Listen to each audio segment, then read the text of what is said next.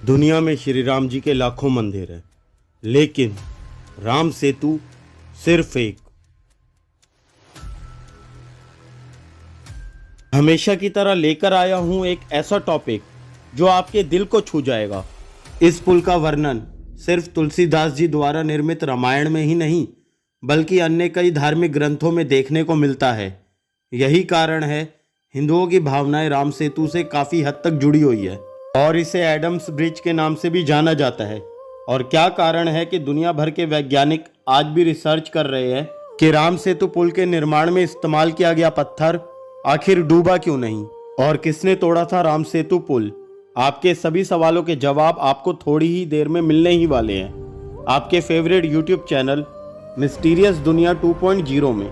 लेकिन इससे पहले अगर आप हमारे चैनल पर नए हो तो देर किस बात की, चैनल को सब्सक्राइब कर लेना एंड साथ दिए हुए बेल आइकन को भी प्रेस करना मत भूलना। तो चलिए लेकर चलते हैं आपको 7000 साल पुराने इतिहास में, जिस पर दुनिया भर के वैज्ञानिक नजरें गड़ाए बैठे हैं कि आखिर इतने बड़े विशाल पुल का निर्माण बिना किसी सीमेंट और रेत के कैसे हो पाया। और इतना ही नहीं, दुनिया की सबसे बड़ी स्पेस एजेंसी नासा ने भी कई सबूत दिए हैं कि राम सेतु पुल का निर्माण रियलिटी में हुआ था और सैटेलाइट के थ्रू इसने कई तस्वीरें भी खींची है।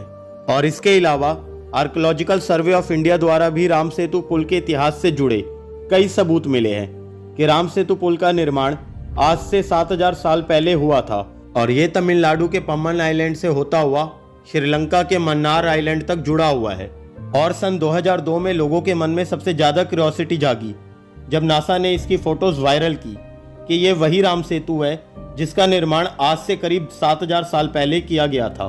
फिलहाल आप में से ज्यादातर लोग इस बात को जानते ही होंगे कि राम सेतु पुल का निर्माण श्री राम जी की सेना में शामिल नर और नील द्वारा किया गया था। और जिन लोगों को नहीं मालूम, खैर इस वीडियो के माध्यम से आपको पता चलने ही वाला है। जैसा कि वाल्मीकि जी द्वारा रचित रामायण में जब रावण माता सीता को छल से लंका में ले जाता है, तब प्रभु श्री राम वानरों की सहायता से लंका की ओर प्रस्थान करते हैं। और जब रास्ते में उन्हें समुद्र दिखता है तो वह सोचने लगते हैं कि आखिर वह पूरी सेना सहित इतने विशाल समुद्र को कैसे पार करेंगे। तब बाद में जब श्री राम जी ने समुद्र देव से लगातार 3 दिन तक प्रार्थना की, लेकिन जब समुद्र देव ने उनकी प्रार्थना ना सुनी तो प्रभु श्री राम जी क्रोधित होकर समुद्र सुखाने के लिए बाण निकालने के लिए खड़े हो गए। तब समुद्र देव प्रभु श्री राम के सामने आ गए और क्षमा याचना करने लगे। तभी उन्होंने बताया कि हे प्रभु, यदि आप चाहो तो आप मेरे ऊपर से एक सेतु का निर्माण कर सकते हो। और उन्होंने बताया कि आपकी सेना में नल और नील नाम के 2 वानर है और उन्हें यह वरदान है कि अगर वह पानी में कोई भी वस्तु फेंकेंगे तो वह डूब नहीं सकती। और इतना कहकर वह अदृश्य हो गए।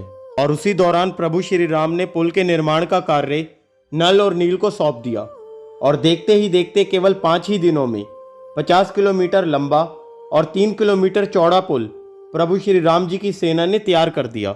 चलिए ये तो बात हो गई आखिर इस पुल का निर्माण कैसे किया गया। अब बात करते हैं आखिर क्यों इस पुल को तोड़ा गया। लेकिन इससे पहले अगर आपको वीडियो जरा सी भी पसंद आ रही हो तो इसे लाइक जरूर कर देना। खैर विज्ञान की माने तो 15वीं शताब्दी तक लोग इस पुल के द्वारा रामेश्वर से मन्नार द्वीप समूह तक जाया करते थे और बाद में कई बार तूफान और चक्रवात की वजह से समुद्र डूब गया। और अगर मैथोलॉजी की माने तो स्वयं प्रभु श्री राम ने युद्ध समाप्त होने के बाद रामबाण का इस्तेमाल करके इस पुल को 3 हिस्सों में तोड़ दिया ताकि भविष्य में मानव राक्षसों से कभी संपर्क ना कर पाए। अब इस बात में कितनी सच्चाई है ये आज तक दुनिया भर के वैज्ञानिक इसी खोज में लगे हुए हैं। इतना ही नहीं, दुनिया भर के वैज्ञानिकों की नींद इस वजह से भी उड़ी हुई है। अगर इस पुल का निर्माण 7000 साल पहले किया गया था तो इसके नीचे रेत की एक लंबी चादर है, करीब 4000 साल पुरानी है। और जो 7000 साल पुराने पत्थर है वो भी नेचुरल नहीं लगते। और अगर मैथोलॉजी की माने तो 5000 साल पहले द्वापर युग का अंत हुआ था और द्वापर युग लगभग 8,64,000 साल तक चला। और यह वेद पुराण, महाभारत जैसे कई ग्रंथों में वर्णित है। और राम सेतु त्रेता युग में बनकर तैयार हुआ था क्योंकि प्रभु श्री राम त्रेता युग में हुए थे। यही कारण है इस पुल से रिलेटेड कई तर्क वितर्क सामने आते रहते हैं लेकिन अब मैथोलॉजी की माने तो वाल्मीकि रामायण के अलावा भी कालिदास जी द्वारा रचित ग्रंथ रघुवंश के 13वें अध्याय में श्री राम जी के आकाश मार्ग से लौटने का वर्णन भी किया गया है और श्री राम जी द्वारा निर्मित राम सेतु का वर्णन भी विस्तार पूर्वक दिया गया है। अब आप खुद ही सोचो, जब ये सारी कहानियां हमारे पौराणिक ग्रंथों में भी है और राम सेतु से संबंधित कई सबूत और दस्तावेज भी मिले हैं, तो इस बात में हो ना हो राम सेतु पुल से रिलेटेड कई सच्चाइयां भी हैं कि ये पुल एग्जिस्ट तो करता था। आज के लिए बस इतना ही। उम्मीद करता हूँ वीडियो के माध्यम से आपके बहुत से डाउट्स क्लियर हो गए होंगे। वीडियो पसंद आई हो तो हमेशा की तरह इसे लाइक एंड शेयर करना मत भूलना, और अगर आप वीडियो से संबंधित कोई भी राय देना चाहते हो तो कमेंट में जरूर बताना। तो मिलते हैं फिर किसी इतिहास की नई वीडियो में। जय श्री राम।